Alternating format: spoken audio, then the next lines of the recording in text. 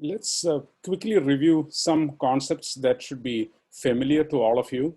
I'm not intending to go through these in great detail, but I'm covering these so that you are aware that these are important topics that you should review. So let's talk about how to define classes. A class, as I said before, is a blueprint for generating objects. So in a university environment, we may have a number of different categories of objects, such as student, instructor, staff member, course, and so on. So we can define a class for each category, like public, class, student. So you start with the word public, follow it with class, then write the word student. The word student, the first letter is capitalized.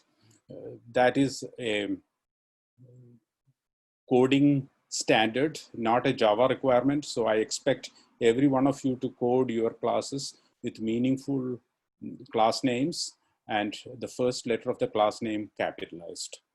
Then within the braces, we will put all the code related to the class.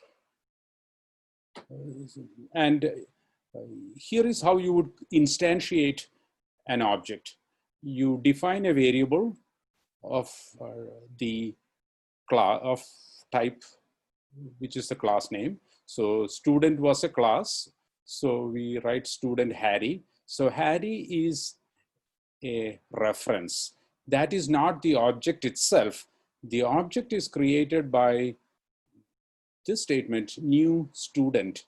So we have the student class instantiated by writing new student, and then we put the parentheses around it. This is going to create the object on the right-hand side, and the address of that object is stored in this variable, which we call a reference in Java. So Harry is going to be containing the reference to the object created on the right-hand side. And you cannot mix these types. Instructor is not directly related to a student. So you cannot create an instructor object and then store it in Harry, because Harry is of type student. This is a mismatch of types. So Java will not compile this.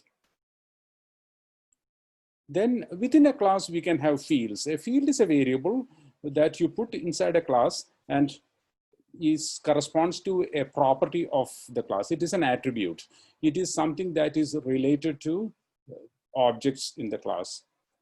Every instance of the object will have storage for that field.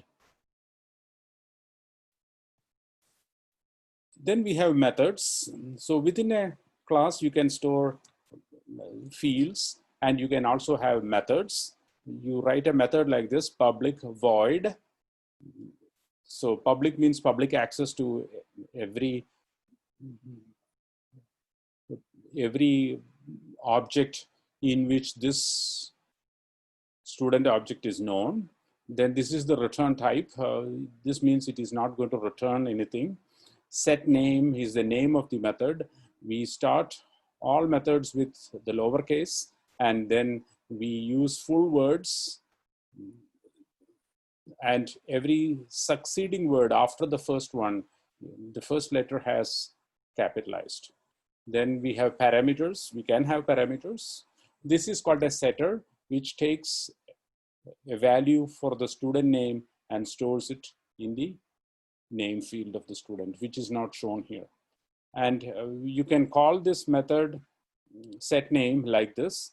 A student is of type student, and we can call set name a student dot set name and then pass a value such as Ron. Ron is in student name, and that gets copied to name, although that code is not shown here. Here is a more complete class, public class student. We have the field name, and the setter is here. This is the getter, which gets the field value. So here we have the return type string, because name is of type string. Getters are written like this, get, and then the field name. So we can use these methods as shown here. Student1.getName is going to return the student name and we print it. Usually fields are going to be declared private, meaning they are only accessible from code within the class. Any code within the class can access this, but code outside cannot touch these fields. They cannot look at the value, they cannot change the value. So you can have a number of methods as shown here. Within the class, you can have a number of fields as well. Usually methods are public and fields are private, but that is not always the case. We will see variations. In the next video, we will look at constructors, then a special method called toString, and the concept of static members.